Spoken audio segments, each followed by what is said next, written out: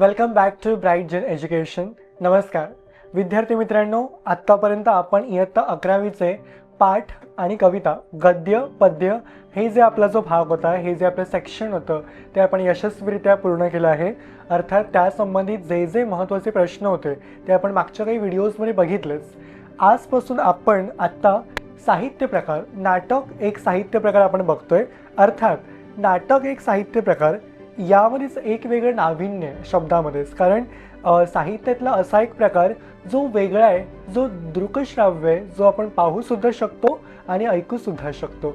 ज्याप्रमाणे कविता, कादंबरी, कथा हे सगळेच प्रकार, आत्मचरित्र असेल, आत्मकथन असेल, चरित्र असेल, हे सगळेच प्रकार आपण फक्त वाचू शकतो. चित्रपट हेही त्यातलंच एक माध्यम आहे. मात्र चित्रपट हा पडद्यावर दिसतो आणि नाटक जे असतं हे हुबेहूब जिवंत असं घडत असतं.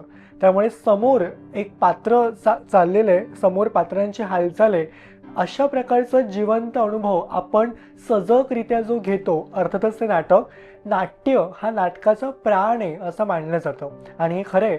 अर्थात जनक कोण असतील नाटकाचे तर ते विष्णुदास भावे. कारण 1843 साली विष्णुदास भावे यांनी पहिलं नाटक लिहिलं, सीता स्वयंवर नावाचं. आणि या सगळ्याचं नाट्यशास्त्र कोणी रचलं त्याआधी जर आपण थोडं बघितलं तर अर्थात भरतमुनी यांनी. भरतमुनींच्या रसशास्त्रात नाट्य या प्रकाराचा, या साहित्य प्रकाराचा विशेष अंगाने उहापोह केलेला आपल्याला पाहायला मिळतो. त्यामुळे सगळ्याच बाजूंनी नाटक फुलतं, नाटक वटतं आणि नाटक बहरतं सुद्धा. मात्र या पलीकडे सुद्धा नाटकाचे बरेच पैलू आहेत. म्हणजे आपण जरी म्हटलं की फक्त नाट्य हा नाटकाचा प्राण आहे, परंतु त्या पलीकडे जर आपण विचार केला तर बऱ्याच गोष्टी ज्या अगदी बारकाईने पाहाव्या लागतात नाटकामध्ये. आणि अर्थात नाटककाराची, दिग्दर्शकाची, नेपथ्यकाराची, प्रकाश योजनाकारांची, अशा सगळ्यांचीच, शिवाय त्यासोबतच अभिनेत्याची, जो त्या ठिकाणी अभिनय करत असतो, प्रत्येकाचीच एक महत्त्वपूर्ण भूमिका तो घटक त्या ठिकाणी बजावत असतो. आणि या सगळ्यामध्येच आपली महत्त्वाची भूमिका काय असते, एक अभिनेता म्हणून, किंबहुना एक नेपथ्यकार म्हणून, किंबहुना एक डिरेक्टर म्हणून, हे सगळ्याच बाजूने जर आपण विचार केला तर त्या प्रत्येक गोष्टीमध्ये एक नाविन्य, एक सखोलता आहे, त्यामध्ये एक वेगळा गर्भित अर्थ आहे. आणि अशा प्रकारचं आपण नाट्य हा साहित्य प्रकार आपण बघतोय. अर्थात त्यासाठी काही घटक आहेत. म्हणजे आपण जर मगाशी बघितलं की नेपथ्यकार असतील, नेपथ्यकारामध्ये फक्त रंगमंचाची मांडणी, त्याचं सुशोभीकरण एवढंच नाही आहे, तर त्यामागे आपण जे म्हणतो की त्या प्रसंगाला ते पडदे तसे उभे करणं, तशी चित्र, दृश्य, देखावा उभा करणं, त्यासोबतच अभिनेत्यांची वेशभूषा असेल, त्यांचा जो काय बोलतो पेहराव असेल, वेशभूषा असेल, केशभूषा असेल, केसांची रचना ही पण तेवढीच महत्त्वाची आहे. त्यामुळे सगळ्याच बाजू यामध्ये एक चोखंदळपणे आपल्याला पाहायला लागतात. आता ज्याप्रमाणे आपण थोडक्यात सगळे बघितलं, खरं तर ह्याविषयी बोलण्यासारखं भरपूर आहे. कारण नाटक हा फक्त काही सामान्य विषय नाही आहे, तर तो व्यापक आहे.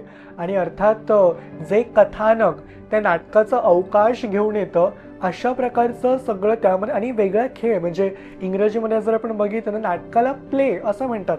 प्ले याचा मराठीमध्ये अर्थ काय तर खेळ. हा खेळ फक्त करमणुकीचा नसतो, त्यामध्ये एक जीवनाशयाला कुठेतरी एक किनार लाभलेली असते. जीवनाशयाचा अर्थ, जीवनाशय म्हणजे जीवनाचा अर्थ.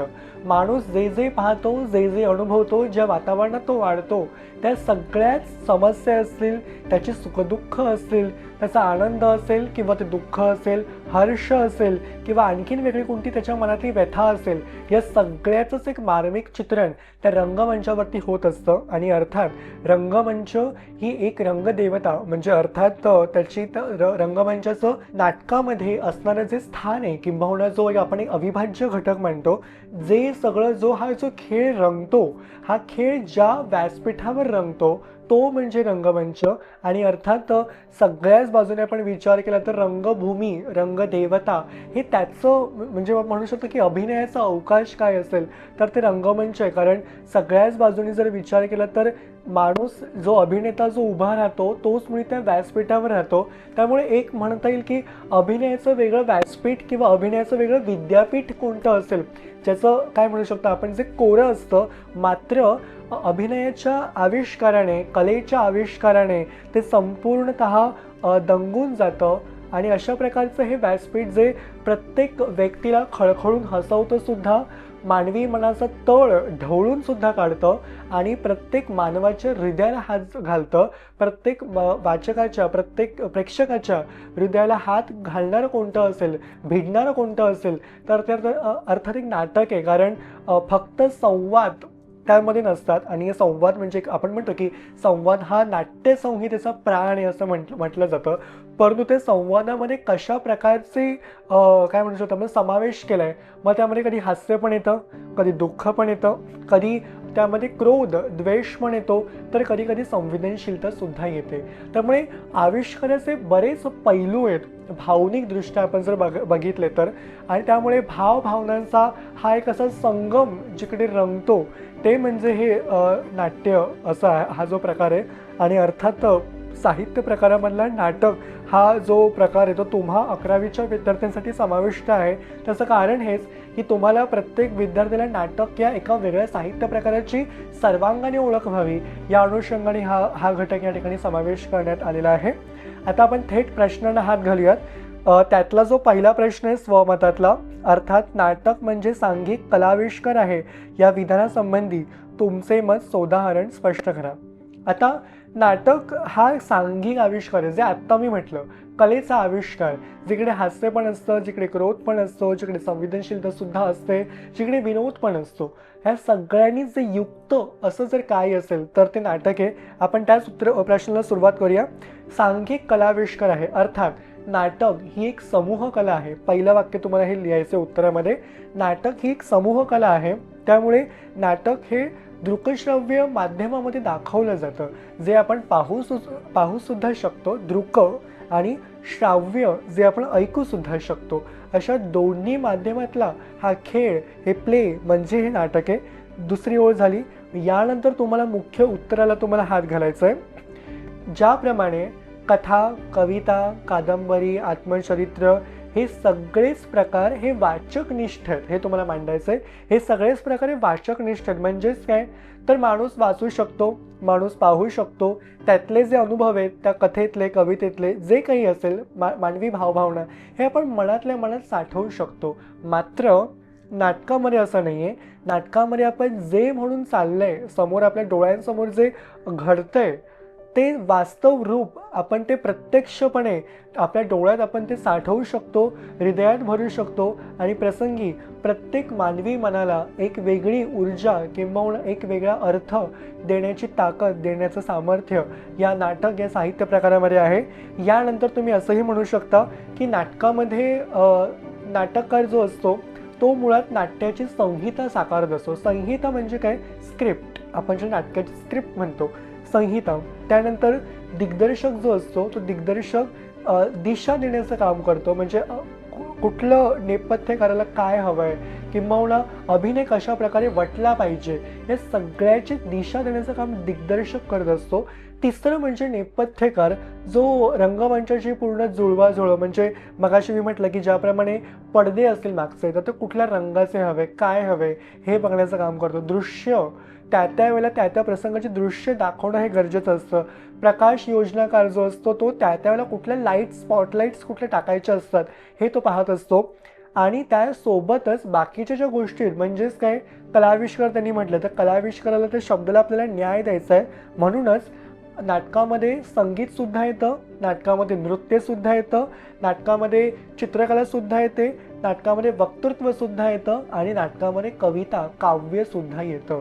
त्यामुळे असा काय म्हणतो आपण ज्याला पंचाविष्कार, 5 अंगांनी असा आविष्कार या नाटक या साहित्य प्रकारामध्ये रंगतो. आणि म्हणूनच त्यांनी असं म्हटलं की नाटक म्हणजे सांघिक. सांघिक या शब्दाचा अर्थ जसा होतो की सर्वांगाने, सर्वार्थाने, ज्यामध्ये सगळ्या गोष्टी समावेशक आहेत, असा एक खेळ, असा एक आविष्कार म्हणजेच नाटक हा साहित्य प्रकार आहे. त्यामुळे अशा प्रकारे तुमचं उत्तर लिहायचं आहे. उत्तराच्या शेवटी तर मात्र एक तुम्ही लिहू शकता. आणखी एक वाढीव मुद्दा म्हणून जर बघायचा झालाच तर तो हा असू शकेल की नाटकामध्ये त्या पात्राच्या व्यक्तिरेखेच्या स्वभावानुसार किंवा त्या प्रसंगानुसार संगीत सुद्धा दिले जाते. आपण ज्याला पार्श्वसंगीत म्हणतो, म्युझिक. ओके, तर जे म्युझिक जे असतं ते का दिलं जातं? कारण त्यामध्ये एक आवाहकता असते. त्या प्रसंगात तशी आवाहकता येण्यासाठी, ओघवतेपणा येण्यासाठी संगीताची सुद्धा जोड दिली जाते, जेणेकरून नाटक हे पूर्णतः रसपूर्ण ठरतं. अशा या ओळीने तुम्हाला तुमच्या उत्तराचा शेवट करायचा आहे. यानंतर टिपा लिहायचा पुढचा प्रश्न आपण बघतोय. त्यातला पहिला जो आहे तो म्हणजे नाटकाचे नेपथ्य. आता 3 टिपा या ठिकाणी मी घेतल्या जे अतिशय महत्त्वाच्या आहेत आणि ज्यांची परीक्षेमध्ये फ्रिक्वेंटली म्हणजे वारंवार ते विचारलं जातं. नाटकाचे नेपथ्य, पहिली टीप आहे आपली. मगाशी मी म्हटलं की नेपथ्य म्हणजे काय असतं, तर ते एकच की रंगमंचावर जे म्हणून जे मागचे जे पडदे असतात, रंगीत पडदे असतात, किंबहुना घर दाखवायचं असेल तर तो एक तसं सेट असतो, किंवा एखादं गाव खेड दाखवायचं आहे तर तो एक तसं ते असतं चित्र. तर त्या प्रसंगानुसार ते दाखवणं हे गरजेचं असतं. आणि म्हणूनच नेपथ्यकार हा जो असतो, हे सगळे ते पटकन ते पडदे बदलणं, दृश्य बदलणं, निसर्ग दाखवायचं निसर्गाचा देखावा दाखवणं, रात्र असेल तर रात्रीचं तसं सीन क्रिएट करणं, दृश्य तयार करणं, हे सगळे कामं नेपथ्यकार करत असतो. यासोबतच रंगभूषा, अभिनय जो करतो तो रंगभूषा, त्या लोकांचा मेकअप असेल ते हे पण नेपथ्यकार बघतो. दुसरी म्हणजे अभिनेत्यांचा पेहराव, जो कोणी असेल, अभिनेत्री असेल, अभिनेता असेल, त्यांचा पेहराव काय, कपडे कशा प्रकारे घालायचे हे याचंही ज्ञान त्या नेपथ्यकाराकडे असतं. त्यामुळे नेपथ्यामध्ये फक्त दृश्य महत्त्वाची नसतात, तर ह्या पलीकडे याही गोष्टी तितक्याच महत्त्वाच्या असतात. ओके, त्यानंतर पुढचा मुद्दा म्हणजे वेशभूषा झाला, आपलं जे पेहराव असेल. केशभूषा, माणसांची केशभूषा ही तितकीच महत्त्वाची आहे. एखादं जर समजा अगदी आधीचं कोणी दाखवायचं असेल पुरातन काळातलं, तर तशी केशभूषा दाखवणं गरजेचं आहे. कारण जर आधुनिक दृष्ट्या जर आपण तसं दाखवलं तर कदाचित ती व्यक्ती त्याप्रमाणे, त्या व्यक्तिरेखेप्रमाणे वटणार नाही, म्हणून पात्र पूर्णपणे तिथे फसू शकतं. त्यामुळे केशभूषा, केशरचना तशी ठेवणं, मग ती महिलांची असेल पुरुषांची असेल, दोन्ही बाजूने आपण विचार करणं तितकंच गरजेचं आहे. यानंतर लोकांचं त्यांना काय म्हणजे कशा प्रकारे त्याने आपण म्हणतो की कॅरेक्टर कसं आहे, त्याप्रमाणे त्यांना काय आपण म्हणतो की साधारणपणे कशा प्रकारे त्यांना नटवायचं आहे, सजवायचं आहे, धजवायचं आहे, याचीही जबाबदारी या नेपथ्यकाराकडे असते. त्यामुळे हे मुद्दे नेपथ्यामध्ये येणं अतिशय महत्त्वाचं आहे. दुसरा मुद्दा आहे तो म्हणजे प्रकाश योजनेचे महत्त्व. नाटकातील प्रकाश योजनेचे महत्त्व. आता प्रकाश योजना म्हणजेच काय, तर साधारणपणे आपण जे स्पॉटलाईट्स बघतो, फ्लड लाईट्स बघतो, फूट लाईट्स बघतो, या सगळ्याच लाईट्सचा हा जो प्रकाश झोत असतो, प्रकाशाचा जो झोत असतो, तो त्या वेळेला तसा टाकणं त्या व्यक्तिरेखेवर, त्या पात्रावर, हे अतिशय गरजेचं असतं. कारण काही वेळेला म्हणजे संवाद पुढे गेलाय, घटना आहे आणि त्या घटनेनुसार तर तसं नसेल फूटलाईट, स्पॉटलाईट, तर कदाचित नाटक थोडं फसू शकतं. उदाहरणार्थ सकाळचं दृश्य असेल तर सकाळच्या दृश्याला पिवळा म्हणजे एक प्रकारे सूर्य उगवलाय अशा प्रकारचं असे दृश्य दाखवणं गरजेचं आहे. त्यामुळे तो स्पॉटलाईटचा पिवळा रंगाचा होतो. यानंतर रात्रीचं जर सीन असेल, रात्रीचं दृश्य असेल, तर साधारणपणे थोडंसं भगवा किंवा थोडंसं निळसर रंगाचं स्पॉटलाईट दाखवणं गरजेचं आहे.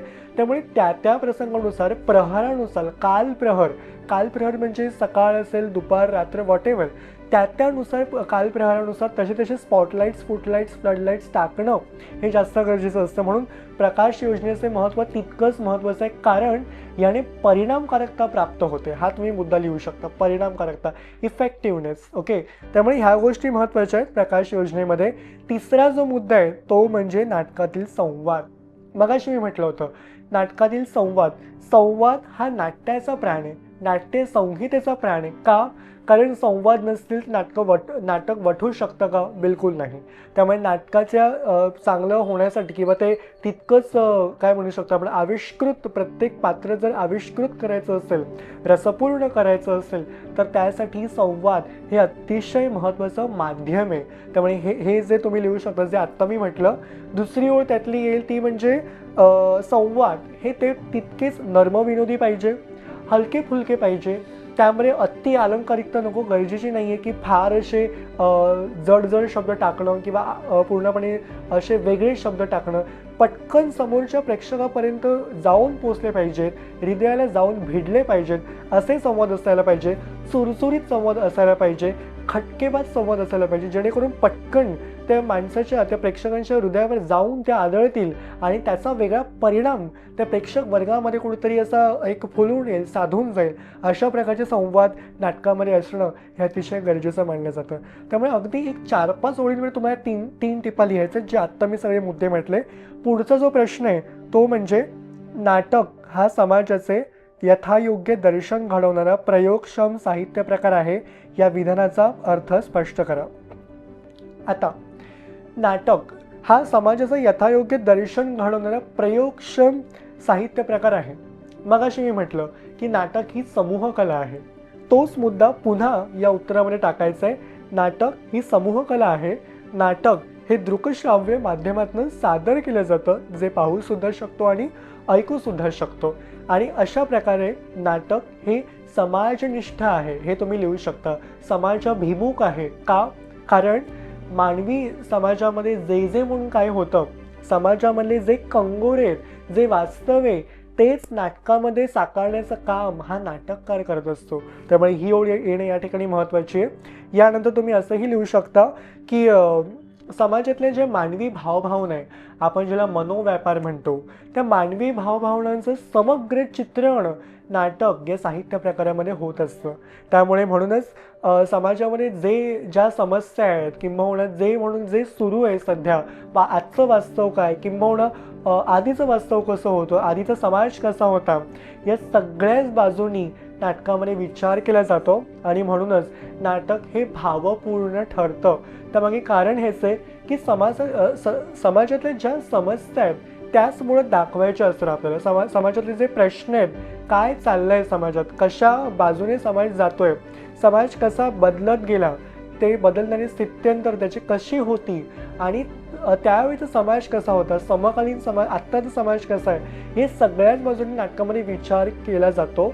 आणि नाटककाराचं महत्त्वाचं कौशल्य काय असेल तर ते अर्थात हेच आहे. आणि या जेव्हा सगळ्या बाजूनी विचार होतो तेव्हा खऱ्या अर्थाने यथायोग्य दर्शन, यथायोग्य अगदी तंतोतंतपणे त्या समाजाचं दर्शन हे नाटकामध्ये होत असतं. आणि म्हणूनच शेवटी, उत्तराच्या शेवटी जर तुम्ही लिहू शकता की समाज हा नाटकाचा आरसा आहे. समाजातलं जे प्रतिबिंब आहे ते एक प्रकारे आपण म्हणतो की नाटकामध्ये काय होतं तर समाजात जे घडतं तेच नाटकामध्ये घडतं. म्हणूनच नाटक या साहित्य प्रकाराचं समाजाशी एक अनोखं नातं असं जुडलेलं आहे. कारण त्यामध्ये जी नाळ आहे ती नाळ महत्त्वाची, समाज आणि नाटकाची. ज्याप्रमाणे आपण कथेमध्ये, कादंबरीमध्ये आपण जे पाहतो की साहित्य हा समाजाचा आरसा आहे, त्याप्रमाणे नाटक हा सुद्धा समाजाचा आरसा आहे. अशा या नोटवरती तुम्हाला तुमचं उत्तर संपवायचं आहे. या पुढचा प्रश्न तो म्हणजे नाट्यसंहिता लिहिण्यासाठी आवश्यक अशा पूर्वतयारीच्या घटकांसंबंधी तुमचे मत स्पष्ट करा. नाट्यसंहिता, जे मगाशी मी म्हटलं की स्क्रिप्ट, आपण जे स्क्रिप्ट म्हणतो, तर नाटकाला स्क्रिप्ट असतं, संहिता असते. संहितेशिवाय नाटक साकारू शकत नाही. त्यामुळे उत्तरामध्ये लिहित असताना तुम्हाला आधी सुरुवातीला हेच लिहायचं आहे की नाटककार जो असतो, नाटककार ही मुळात संहिता लिहिण्याचं कार्य करतो. नाटकाला एक अनोखं रूप प्राप्त करून देण्याचं कौशल्य, कसब, सचोटी किंवा हातोटी तर नाटककारामध्ये असते. आणि म्हणूनच नाटककाराची महत्त्वाची भूमिका यामध्ये कोणती असेल तर ती अर्थात नाटकाची संहिता तयार करणं. अर्थात संवाद हा संहितेचा प्राण आहे. हे पुन्हा वाक्य तुम्ही टाकू शकता तुमच्या उत्तरामध्ये की संवाद हा नाट्यसंहितेचा महत्त्वाचा प्राण आहे असं मानलं जातं. त्यानंतर नाटककाराला एक कथाबीज सुचते. कथाबीज म्हणजे काय? एक अशी छोटी गोष्ट, एक छोटा विचार, आणि त्या विचाराला पुढे नेत नेत नेत अखंड असं कथानक तयार होतं. आणि म्हणूनच नाटककाराला एक कथाबीज सुचतं. त्या कथाबीजाच्या सहाय्याने तो कथानक पुढे फुलवतो, त्याला वाढवतो आणि तो ते उत्तमरित्या साकार करतो. यासोबतच नेमकं नाटककाराला काय म्हणायचं आहे, नाटकात नाटककाराला काय दाखवायचं आहे, काय एस्टॅब्लिश करायचं आहे, काय प्रतिबिंबित करायचं आहे, या सगळ्याचं ज्ञान आधी ते नाटककाराला असणं जास्त महत्त्वाचं आहे. कारण नाटककाराच्या मनाची पाटीच मुळात कोरी असेल तर तो नाटक तरी कसं साकारू शकेल. त्यामुळे हे वाक्य लिहू शकता की नाटककारासाठी त्याच्या स्वतःच्या मनाची पाटी ही कल्पनेने, विचारांनी आणि त्या भावनांनी भरलेली असायला हवी. हे वाक्य झालं. त्याच्यानंतर तुम्हाला हे लिहायचं आहे की त्या नाटककाराला यासोबतच नेपथ्य, नाट्याची संहिता असेल, दिग्दर्शक असेल किंवा पात्ररचना असेल, पात्र नियोजन असेल, या सगळ्याच गोष्टी अतिशय बारकाईने पाहणं, सूक्ष्मपणे पाहणं गरजेचं आहे. कारण प्रत्येक गोष्टीचा बारकाईने विचार करणं, सूक्ष्मतेने विचार करणं गरजेचं असतं. प्रकाश योजना, कुठला प्रकाश म्हणजे कोणत्या वेळेला पाडायचा आहे, कोणत्या ठिकाणी पाडायचा आहे, घटनेला पाडायचं आहे, प्रसंगाला पाडायचं आहे, संगीत कधी द्यायचं आहे, संगीताची जोड कधी असायला हवी, या सगळ्याच बाजूने विचार करणं अतिशय गरजेचं असतं. आणि म्हणूनच नाटककाराची यामध्ये भूमिका अतिशय महत्त्वाची असते. आणि नाट्यसंहिता लिहिण्यासाठी या सगळ्याच बाजू अतिशय महत्त्वाच्या ठरतात. तर त्याला म्हणतात पूर्वतयारी, अन्यथा नाटक फसण्याची शक्यता जास्त असते. त्यामुळे नाट्यसंहिता लिहिण्यासाठी कोणत्या कोणत्या बाबी महत्त्वाच्या असतील तर ह्या सगळ्या बाबी अतिशय महत्त्वाच्या वाटतात. यानंतरचा पुढचा प्रश्न म्हणजे अभिव्यक्तीचा. अभिव्यक्तीमध्ये तुम्हाला प्रश्न विचारलेला आहे की नाटक हा वाङ्मय प्रकार इतर वाङ्मय प्रकारांपेक्षा वेगळा आहे, हे विधान स्पष्ट करा. आता वेगळा का आहे हे आपल्याला कारण मीमांसा मांडायची, रिझन आपल्याला द्यायचं त्याचं का वेगळा येतो. जे मगाशी म्हटलं तेच पुन्हा थोडे मुद्दे त्यातले इथे येऊ शकतात, फार काही नाही वेगळं येऊ शकत. तर सुरुवातीला तुम्हाला लिहायचं आहे पुन्हा तेच, नाटक ही एक समूह कला आहे. नाटक ही एक समाजाभिमुख असं ते माध्यम आहे ज्यामध्ये मानवी मनोव्यापार, भावभावना असेल, चित्र असेल, समाजामध्ये काय घडतंय, बदललेला समाज कसा आहे, कसे समाजामध्ये स्थित्यंतर होत गेली, या सगळ्याचं एक हुबेहूब चित्रण किंवा एक मार्मिक चित्रण नाटक या साहित्य प्रकारामध्ये सातत्याने होत असतं. हा एक मुद्दा झाला. पुढचा मुद्दा म्हणजे इतर वाङ्मय प्रकारापेक्षा का वेगळा. त्याचं उत्तर, मुख्य उत्तर हे येऊ शकतं. आता तुमच्या मुख्य उत्तराला सुरुवात करायची. ते असं येईल, ज्याप्रमाणे साहित्य विश्वामध्ये कथा, कादंबरी, आत्मचरित्र, आत्मकथन, कविता हे सगळेच घटक जे असतात हे सगळे घटक वाचकनिष्ठ आहेत. फार वाचक जो असतो ते घटक तो वाचेल, काही कालांतरानंतर ते तसंच ठेवून देईल आणि किंबहुना त्या गोष्टीमध्ये तितकासा रस नाही वाटू शकत. मात्र नाटक या साहित्य प्रकारामध्ये जे समोरचं जे डोळ्यांसमोर जी क्रिया घडते, ज्या हालचाली घडत आहेत ते माणूस साठवू शकतो. माणूस हवं तेव्हा, प्रेक्षक हवं तेव्हा, रसिक हवं तेव्हा नाटक पाहायला जाऊ शकतात. त्यांना जे हवं आहे, जो अनुभव त्यांना जो हवा आहे, कलाविष्कार खरा काय असतो हे अनुभवायचं असेल तर नाटक हे त्यासाठी योग्य माध्यम आहे असं महत्त्वाचं वाटतं. त्यामुळे इतर वाङ्मय प्रकारापेक्षा वेगळा का आहे त्याचं उत्तर हेच आहे की एक प्रकारे जे आपण पुस्तकांमध्ये आपण वाचू शकत नाही ते आपण प्रत्यक्षपणे पाहू शकतो. किंबहुना कथा, कादंबऱ्या यामध्ये फक्त शब्दांरूपी तो संवाद असतो. मात्र नाटकांमध्ये नाटकाची संहिता ही तर असतेच, पण त्यासोबतच आपण ते प्रत्यक्षपणे पाहूसुद्धा शकतो, त्याची वास्तव रूपात अनुभूती घेऊ शकतो. आणि अशा प्रकारे नाटक हा वाङ्मय प्रकार इतर साहित्य प्रकारांपेक्षा, वाङ्मय प्रकारांपेक्षा वेगळा आहे. हे विधान मला खरं वाटतं. किंबहुना या विधानाची सार्थता कोणत्या गोष्टीमध्ये असेल, कशात असेल तर ते यावरील मुद्द्यांमध्ये मला वाटते. अशा प्रकारे तुम्हाला तुमचं उत्तर संपवायचं आहे. आत्तापर्यंत आपण जे 3 म्हणजे एक पहिलं स्वमत असेल, मग टिपा असतील, 3 टिपा बघितल्या आणि पुढचे 2 प्रश्न आणि अभिव्यक्तीतला हा एक प्रश्न. अशा प्रकारे आपण जे प्रश्न आत्ता बघितले, जे मुद्दे मी या प्रश्नांच्या अनुषंगाने मांडले ते मुद्दे तुम्हाला तुमच्या उत्तरामध्ये सुद्धा मांडायचेच आहेत. तितकं जर तुम्ही उत्तरामध्ये तुमच्या मांडलं तरीसुद्धा नक्कीच तुमचं उत्तर पूर्णपणे साकार होऊ शकतं आणि नक्कीच तुम्हाला तितके गुण मिळू शकतात. त्यामुळे हे महत्त्वाचे प्रश्न जे 11वीच्या परीक्षेमध्ये सातत्याने विचारले जातात. अशा प्रकारे ह्या प्रश्नांची योग्यपणे तयारी करा. तोपर्यंत वळूयात आपण पुढच्या पाठाकडे. धन्यवाद.